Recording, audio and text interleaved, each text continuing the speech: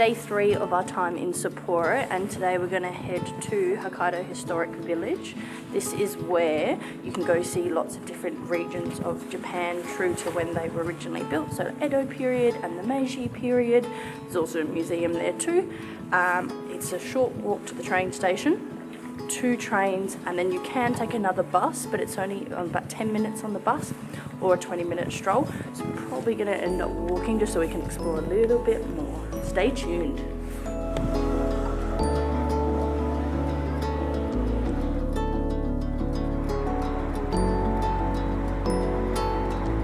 Japan boasts to have one of the best public transport systems in the world, and you know what? I would agree with them. Not only are the train timetables accurate down to the second, if the train is late, even by 5 minutes, you'll be handed a delay slip from the conductor, which you can hand into your boss, and the dude can't even have a go at you. How good is that?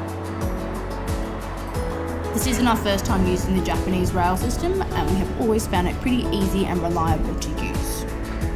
This was, however, our first time using the bus system, and let's just say, didn't find it quite as easy.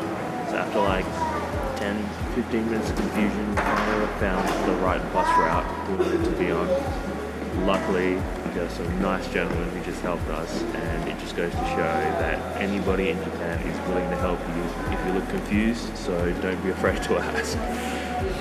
Most people do speak some very, very, very basic English. Even if they don't, if you show them your phone, it will have the English translation and then the Japanese, so they can just point you left, right, and just with tongue. We found that the trains are quite accurate on Google Maps, but the bus routes are quite confusing. So I think last time we were in Japan, we only used the trains. This will be the first time we've used the buses here, and they're definitely beautiful.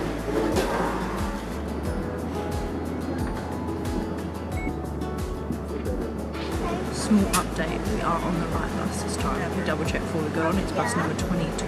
Just be aware they generally don't translate them over into English before you jump on, so make sure you got the right number bus and you're all good. All buses in Japan, you enter from the back part of the bus and then exit on the front one where the driver is. You can either pay cash, points only, or pay with your Smart Rider tap card as well. IC card. Huh? Your IC card. IC card.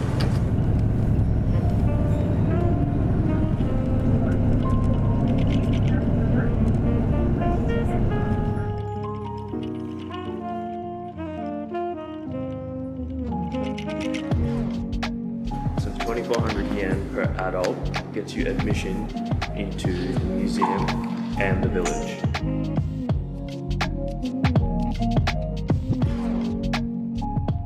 So I'm a little history nerd, and when I was at uni I did do some stuff on Japanese history, which I didn't know a lot about until I dove right in.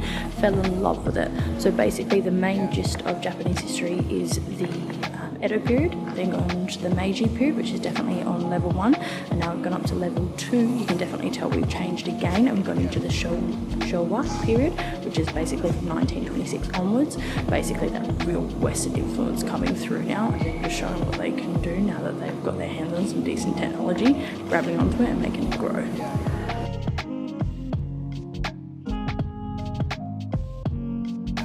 What a loser. To the village. You can catch a public bus from the museum to the village, but it's also a 10 or 15 minute walk, so the choice is up to you.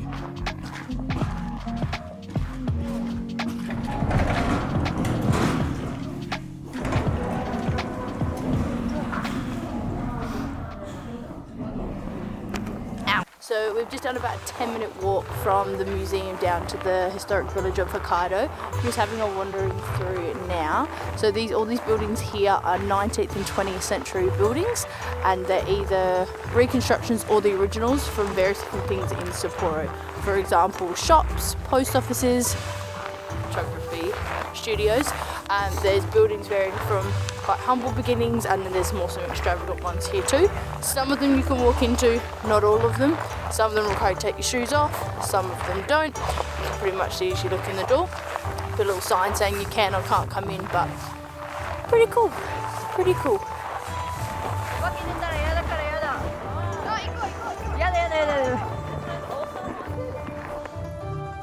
I just love the lengths that the Japanese will go through to keep their history and culture alive. I mean, to move entire buildings just so people don't forget their history is wicked. I'm not really into history, but being in the village really made me appreciate Japanese history and how different it was to Western history. All in all, we were really stoked with how our time in Sapporo went. We got to do Japanese history all in one day, finally got to use their bus system and suss that bad boy out, and also got some really great shots for our Instagram before exploring on to the next location.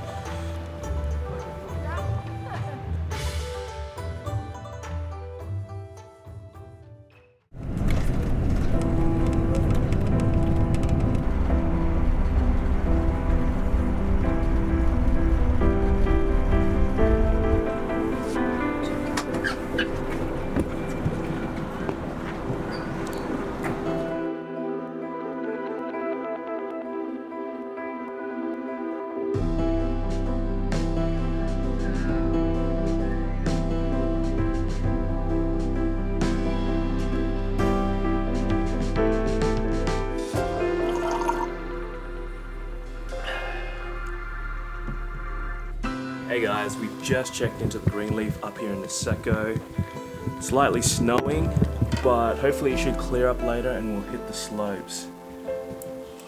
So at the moment we're just chilling out. We're gonna try to find something to eat maybe. Maybe check out the onsen. Apparently there's two. One you get naked in, one where you wear bathers. We're probably gonna keep our clothes on. Nobody needs to see that. This is where we cut to some footage of us inside the onsen, but cameras aren't allowed. And that's just creepy.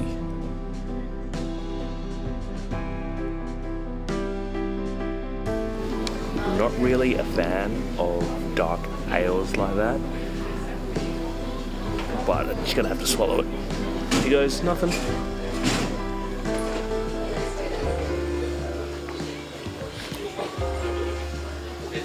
It's not that bad. It's actually not that bad.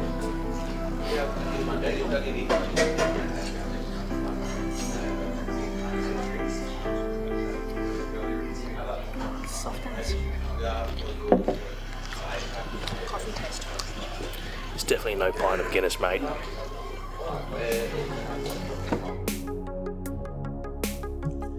Okay guys, so Charlotte and I are from Western Australia, where it's like sunny 90% of the year.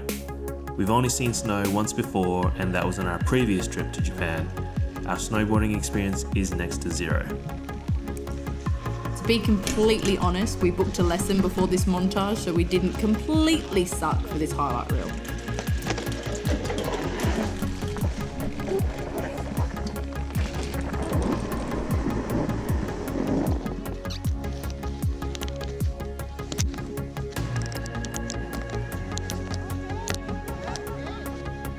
You ready?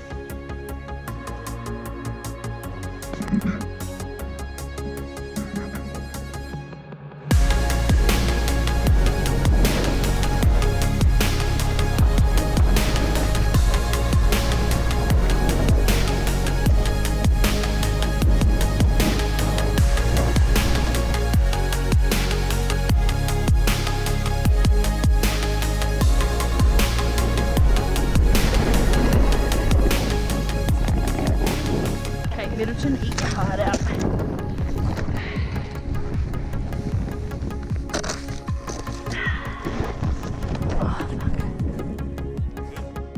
And just like that, it's our last day in Niseko. Just arrived here at the airport, and we've just figured out that my wallet has been left in the lobby of the hotel. You're welcome. So 100% my fault on this one, guys. I will take full responsibility. Rashawn was stressing me out because he wasn't back in the lobby when in my head I wanted him to be, to jump on the shuttle bus to come down to the airport. So I went upstairs to go find him. So when we did come back down, I just grabbed the suitcases and walked out and didn't bother grabbing his water bottle or his wallet off of the lobby desk. But you know what? Quick 5-minute phone call, got it all sorted within 30 minutes. I had an email from the hotel and they're posting it down to us and it'll be here day after tomorrow. So no stress, we got this, guys. Just don't stress me out with my time zones again. backstory. So I handed Charlotte my wallet while I was trying to get some B-roll footage of the snow slopes, and the reason I did that was because I didn't want my wallet falling out or anything stupid, but how ironic.